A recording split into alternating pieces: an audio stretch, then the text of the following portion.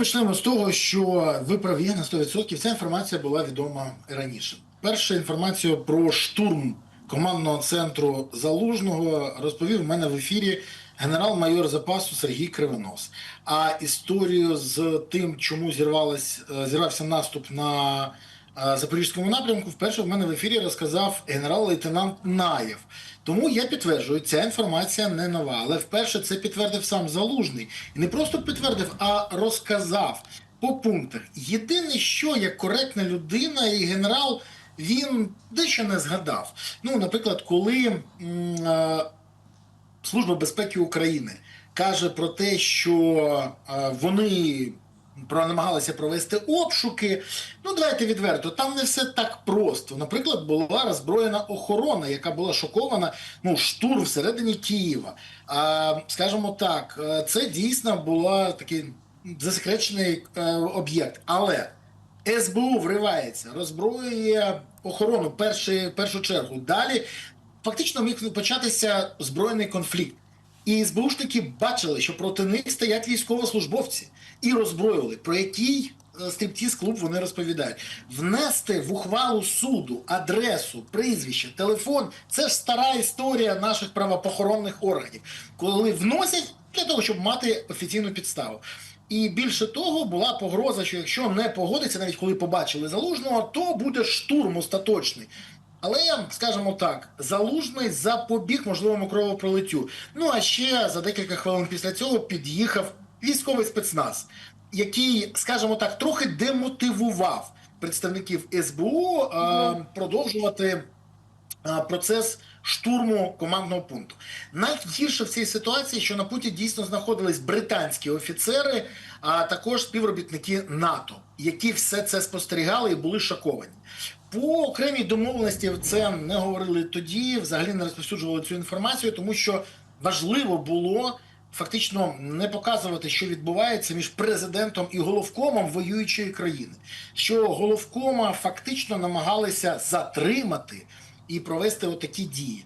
Більше того, не зрозуміло, з якою метою. Це найцікавіше. І наскільки мені відомо, я говорив з оточенням Залужного, вони були здивовані. Але те, що це повинно було налякати Залужного і щоб він припинив сперечатися з Зеленським, це впевнені всі. Не допомогло. Не допомогло, і далі Залужний сперечався, доводив, тому що на боці Залужного був досвід, знання, профільна освіта. А на боці Зеленського посада і 4 рази ухиляння від отримання повістки в Збройних сил України. Баланс, м'яко кажучи, не на користь Зеленського. Далі, давайте відверто казати, що, схоже, може з'явитися деяке відео, яке нагадає Службі безпеки України всі нюанси цих процесів. Але, знаєте, я би звернув увагу ще на одне. Залужний заговорив зараз, мабуть, тому, що бачить, як ви праві на 100% переписують історію. При тому це взагалі, звичайно, роблять росіяни. А тут ми бачимо, що знову бачимо вже скиди, що вивід військ напередодні повномасштабного вторгнення – це вже не Залужний.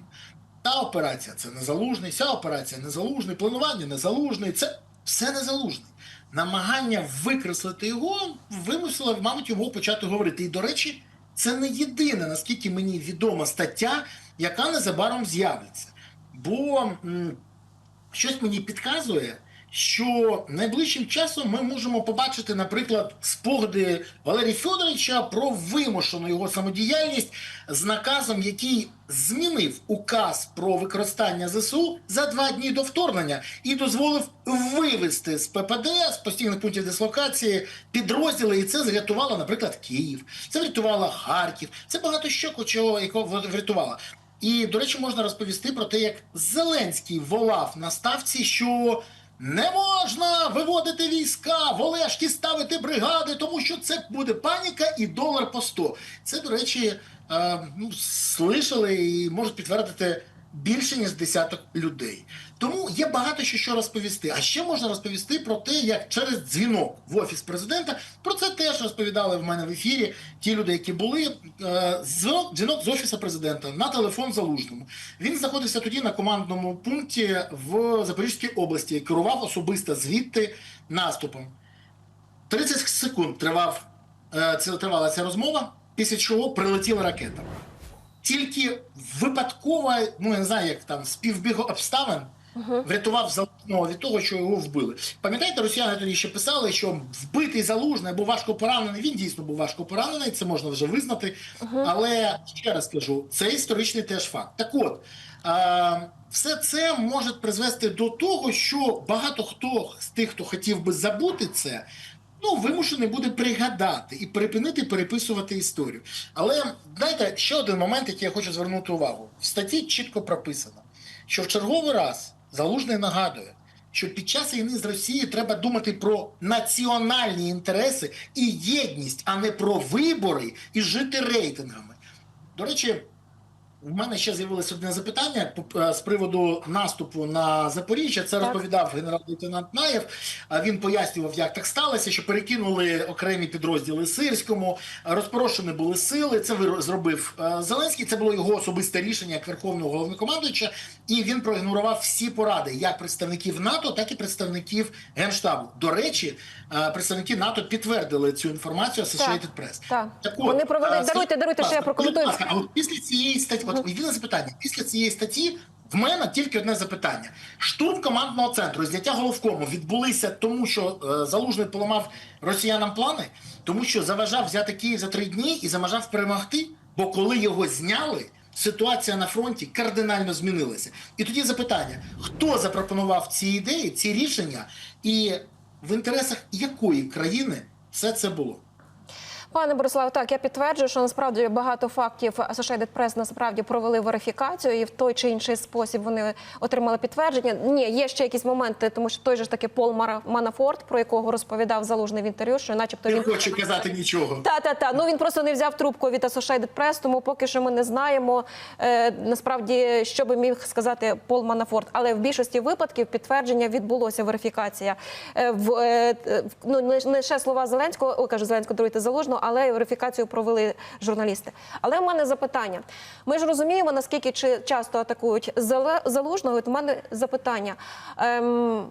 Якою зараз може бути відповідь? Тому що пригадується, що кожна поява публічна Залужного супроводжується, ну, як мінімум, телеграм-каналами з перекручуванням і з атаками по самому головкому, екс-головкому.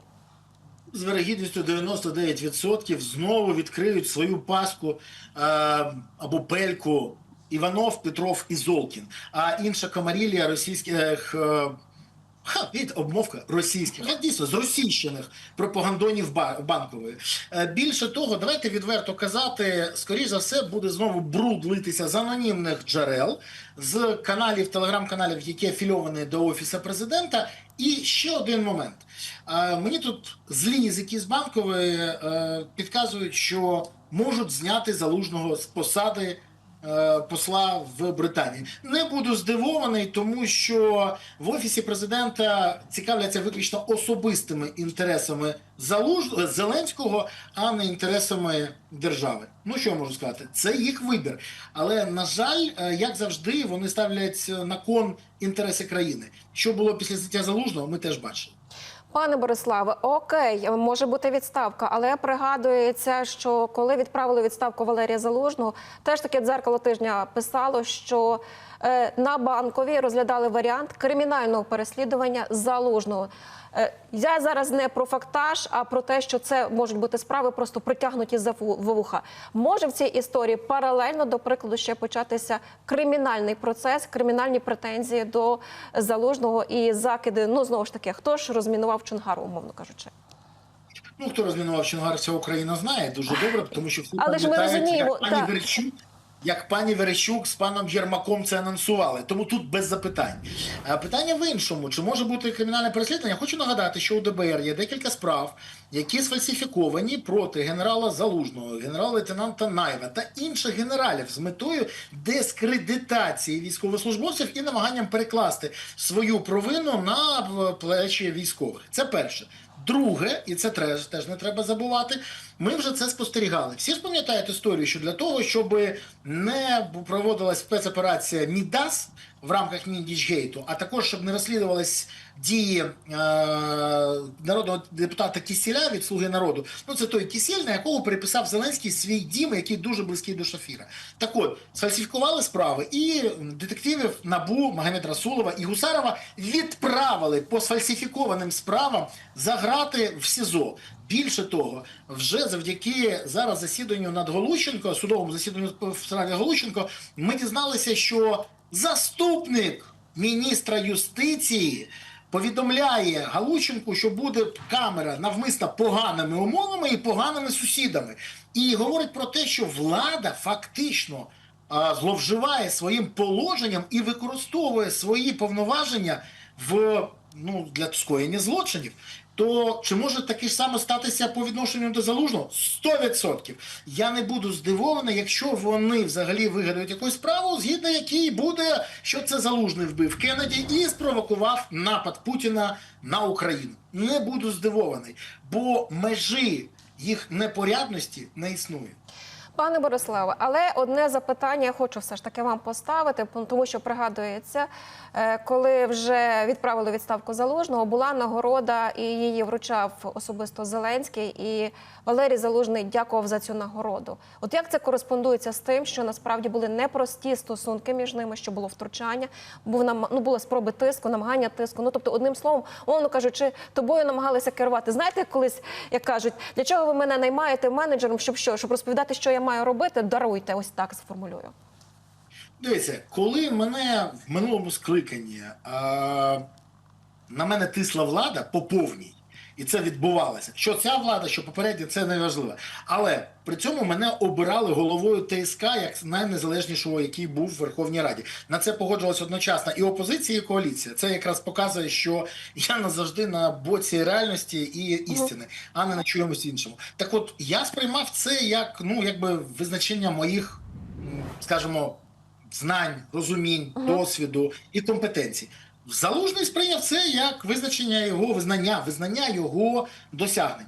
Він справді захистив Україну, він справді дав відсіч росіянам. Він змінив ситуацію на полі бою. Те, що його звільнення призвело до катастрофічних наслідків, це вже наступна історія. Але він зробив все можливе і неможливе, що залежало від нього. Тому нагороду він сприйняв. Ну, а що ви хотіли, щоб він плюнув або дав ляпасу Зеленському при нагородженні? Залужний коректна людина. Вихована, коректна людина і офіцер. Тому він розумів, що це може внести розбрат всередину українців. І не робив цього. Натомість Володимир Олександрович, як ми бачимо, спускає постійно своїх гавкаючих пропагандонів на Залужного. Ну що ж, хто на кого вчився? Один на офіцера, захисника України, інший на шоумена на каналі 1+1 Коломойського і в клубі веселих і кмітливих у Маслякова в Москві. От тому і різне ставлення до опонентів. Ну, ви не повірите, Мар'яна Безугла вже написала, що посол стартував у передвиборну кампанію. Ось отак от вона написала. Ну, це просто... Пан посол, вибачте, будь ласка, пан посол наголосив на тому, що нічого не буду казати про вибори, не про вибори, а взагалі про вибори треба говорити тільки після кінця війни. І про це в статті теж йде. А у Мар'яни і її, скажімо так, керівництва в голові тільки вибори, зранку до ночі. Вони живуть їми. Якщо б вони не жили виборами, Україна б вже була на кордонах 91-го року. А коли ти концентруєш всі зусилля саме на переобранні, то втрачаєш контроль на фронті.